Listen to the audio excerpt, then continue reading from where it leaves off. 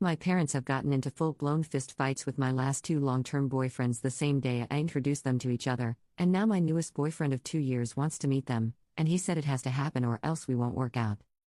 I, 25F, was very shy during high school and didn't leave my house unless I had to, so as a result I didn't get a boyfriend until my freshman year of college. After 7 months of dating my first ever boyfriend, I brought him to my parents' house for dinner, just so they could meet him. I had to step away for roughly 10 minutes to help my older sister with her baby, and when I came back, my boyfriend, then 20M, and my dad, old, were having a full-blown fist fight. We managed to stop them and my boyfriend stormed off without saying anything, while my dad insisted my BF was incredibly rude and disrespectful to him and my mother and that a guy like that was no good for me, because he'd just end up doing the same thing to me. I was shocked that my BF could do such a thing because he had always been extremely sweet and I've never met or heard of anyone not liking him. But when I called him and told him what my dad had said about what happened, all he did was laugh and say I can believe whatever I want, before blocking me on everything. I was deeply disturbed by this, but my mom and sister insisted that he had just shown his true colors and said my dad saved me from an abuser. I reluctantly accepted this, but something about it felt really off. I met my second boyfriend several months later, during my sophomore year. Part of me still felt my parents were part of the problem with my last boyfriend, so I managed to get him to wait an entire year before introducing him to my parents. From the moment she laid eyes on him, every word my mom spoke to him was dripping with fake friendliness and subtle jabs implying she did not approve of him, which made him visibly uncomfortable. While we were eating dinner, she began asking me what made me decide to date my BF, and asked about other guys and why they didn't work out. Some of the guys she asked about were completely made up. At this point it was clear what they were trying to do, and I silently vowed to talk to my BF and tell him how my parents were trying to sabotage me.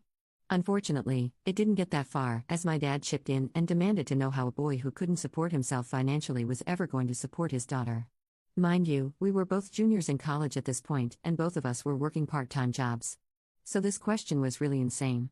He responded by saying he'd already decided he wanted nothing to do with this family and was planning to break up with me when he got home, but he's just going to leave now. Within minutes, he was gone, and I was blocked. Again. My parents insisted they did nothing wrong and just wanted to test his confidence as any parents would, but I pointed out that this was the second boyfriend they chased away, and they didn't do anything to scare off my older sister's husband. I went low contact with them after that, but fast forwarding a little bit, I eventually allowed them to gaslight me into introducing them to my third boyfriend, whom I had met towards the end of my senior year, and basically the same thing happened. I had made it through college unable to find a long-term BF, purely because of my parents.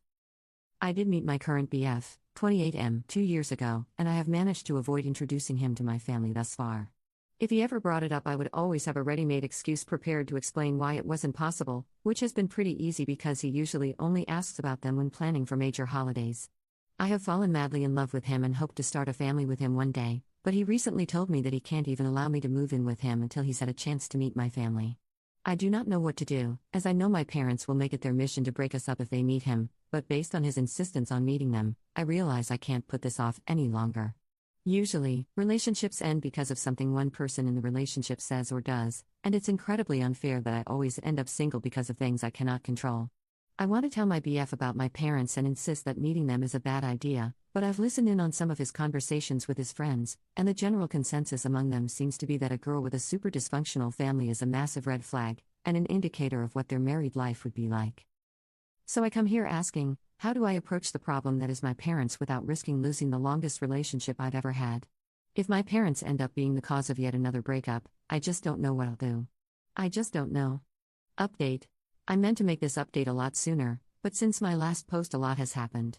I truly appreciate all the comments I received calling me out for hiding my parents being insane from my BF and encouraging me to be honest with him. My BF is pretty involved now, so I guess I should give him a fake name. I will call him Ethan. I sat Ethan down and told him about my parents and how they ran off my previous boyfriends, before showing him my original post as many recommended. Fortunately, he did not seem to care that I hadn't told him, but he did agree with many commenters that my parents were more than just insane, they were outright abusive. Although he understood how I felt, he still said he would like to meet them, both to see it for himself, but also because he felt there was an underlying reason for their behavior. My parents have dinner for the family every Sunday, which I have been attending on the weeks that I'm not hanging out with Ethan that day, so we agreed that he would come to the next one. When Sunday came and we arrived at my parents' house, my anxiety was through the roof. Ethan had agreed to leave with me the moment things started to get out of hand, but with my parents that could have easily been as soon we walked through the front door. My parents were surprisingly very nice, though. My dad actually seemed excited to see Ethan, and my mom fawned over her daughter bringing home such a handsome, confident looking man. I couldn't understand what was happening. Ethan even shot me a look a couple times, as if to silently ask if he was missing something, because my parents were actually lovely. I want to provide a play-by-play of the entire night, but the post would just be too long. The point is, my parents had done a complete 180 from their previous behavior, and it made me look and feel crazy for trying to warn Ethan about them ahead of time. During dinner, my mom said she was so happy to see her daughter had finally found someone who wasn't judgmental and was willing to give me a chance because of the person I am today, because the past doesn't matter. My heart dropped. What was she talking about? Ethan said he does not know about anything in my past that may be cause of concern, and my parents exchanged a concerned look, as if it was rehearsed.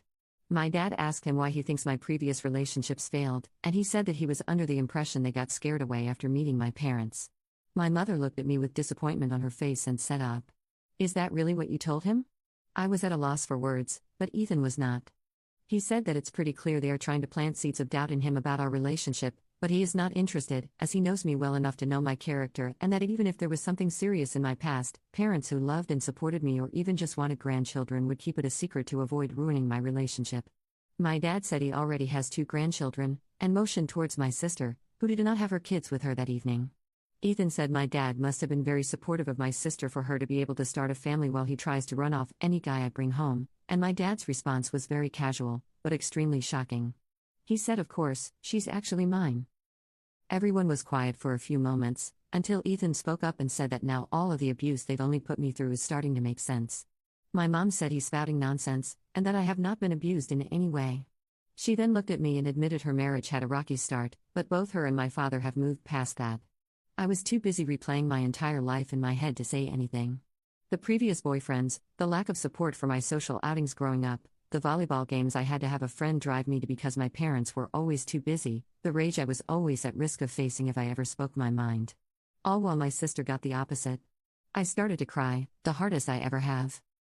Ethan immediately announced that we are leaving. My dad demanded we stay where we are so we can clear things up, but Ethan ignored him as he pulled me out of my chair and led me away. My mom screamed at me not to leave, and that this guy was trying to isolate me from my family. I yelled back that if anyone had been trying to isolate me, it was her, for my whole life. As we drove back to Ethan's place, my mom sent me several text messages cussing me out, saying one mistake doesn't change the fact that my dad loved, supported, and raised me, and that he would always be my real father. Ethan said he's not my dad, he's an abusive, controlling jerk who is taking his insecurities out on me. I ended up blocking both of my parents' numbers because they were saying some truly awful things to me, both about myself and Ethan. Ethan said he was expecting them to be crazy, but this was far worse than he could have anticipated. He said I need to go into therapy immediately, and that he will pay for anything my insurance doesn't cover. My parents showed up at my apartment twice yesterday to demand I come out and speak to them, but I've been staying at Ethan's all weekend and will likely be here all week. I'm not sure if this is the update y'all wanted.